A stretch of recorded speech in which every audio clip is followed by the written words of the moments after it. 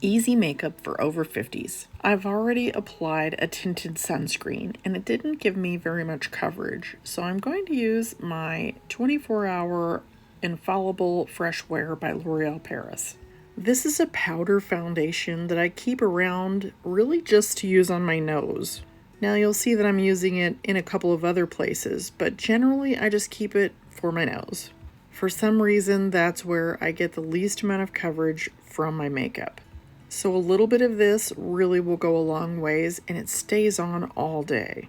And to make matters even better, it's a full matte coverage and it's waterproof. I'm only wearing this in a couple of places to even out my skin tone, and I'm keeping it far away from my under eyes, which could be very drying. And I'm just looking for a nice, light, simple look today that's easy and anybody can do. You may already have really great eyebrows. I, on the other hand, have very sparse brows, and so I have to use either a stencil or I have to pencil my brows in. Here as of late, I'm finding that using the stencils is so much faster and easier. And I live in a very hot and humid environment in North Alabama, so that sucker has got to be waterproof and smudge proof, which this one is.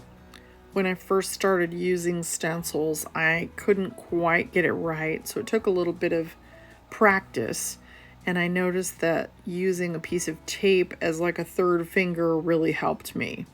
Now when I pull this off, in the mirror it doesn't look like it's quite as dark as the other one, so I'm just going to line it back up and go over it a little bit with a little bit more of the pomade that comes in the kit. And then once I'm done, I'm going to go ahead and comb through my brows because the pomade actually kind of freezes them in place. And it dries really quickly, so you need to work fast to make sure that all your little hairs are going in the right direction. And these are great for people who have cancer and have lost their eyebrows because it does a beautiful shape and you can get them in a light gray color. I'm using the taupe. And then I'm just adding a few hair-like strokes with that micro pen, and then we're done with brows. I like to take a little concealer and underline my brow just to make sure that everything's cleaned up and tidy, and it gives a little bit of a lifted look as well.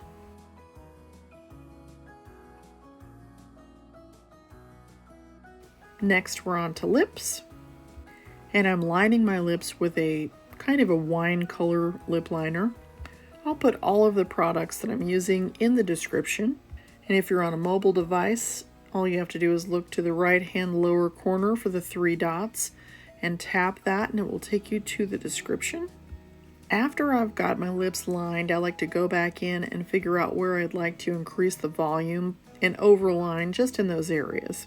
So right there, I like to add a little bit of volume by penciling in a little bit. And then once we're done, I'm going to grab my lip palette and fill this in. Now, I'm going to be quiet for a minute, but if you have a question, pop it in the comments.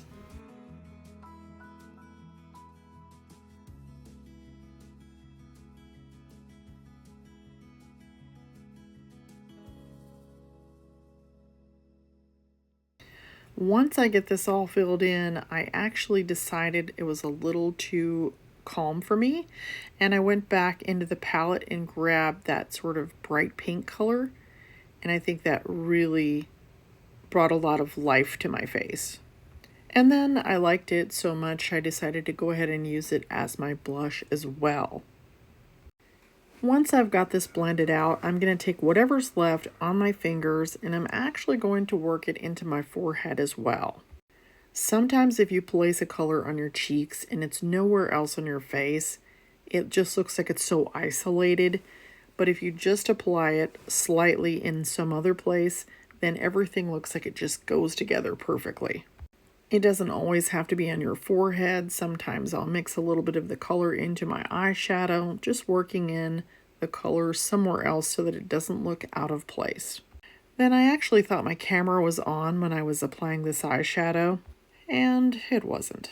Thank goodness I'm just doing a one color eye, so all I did was spread it all over my eye. And then I'm kind of whooshing it out to the side a little bit and adding a little bit more, but it is literally one color all over. I love a one color eyeshadow for an everyday look. And I like the eyeshadow under my eyes as well compared to an eyeliner because it's so much softer. And for the same reason as I said before, I'm going to take a little bit of that color from my eyeshadow and apply it right under my cheekbones, kind of like a contour to blend that color so everything goes together. Next, we're going to do lashes, and I'm going to show you how I apply Foscara lashes. But first, I'm going to put a little bit of regular mascara on my bottom lashes.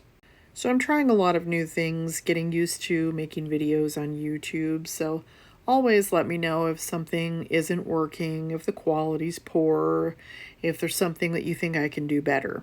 Of course, I'm not trying to make everybody happy. I'm just trying to make it the best experience that I can for you. So now I'm applying the Foscara Mascara. It's not like any other mascara. It's very, very sticky, but it colors your lashes also, so you don't have to do that added step of adding mascara. Once you have it on there, you're going to grab one of these little wisps with those tweezers, and then they're going to go underneath your natural lashes. Now it's important to note that they don't touch your lash line. And then I just give it a tap with my finger to stick it to the lashes above, and I'm ready to apply the next one. I really like these because they're very versatile. You can add 1 or 2 or 3 or 4 if you want to. So they're really great for creating whatever kind of look you want. You can add mascara to them if you like, or you can just leave them looking natural, which is what I'm going to do today. And then I'm going to use a white liner on my lower lid. It's just going to open up my eye a little bit and make it look a little bit bigger. If you have problems with your eyes, obviously you want to avoid doing this. But in all the years I've done it, I've never had any trouble whatsoever. And if you find that the white is too bright or shocking looking, then you can use a nude as well. Now here I go back to the crazy faces, trying to get my eyes open big enough to actually see what I'm doing and for you to hopefully see too. Now the kit that I bought of the lashes actually had shorter, medium, and long lengths, and I am using the long ones. And then once they're in place, we're just going to open up that tube. On the other side from the mascara is the sealer, and then you just put that on just like you would mascara, and it stops all of the sticky parts from being sticky. And I have a video coming out later this week that's going to show exactly how to remove these. So if you're interested in trying these out, that's coming out soon. Then I'm going to give a quick squeeze together and apply a little bit of concealer right there and blend it out, and we're basically done. I post a video every day. It may be a short video or a long video. Make sure to come back and check it all out. Thanks for watching.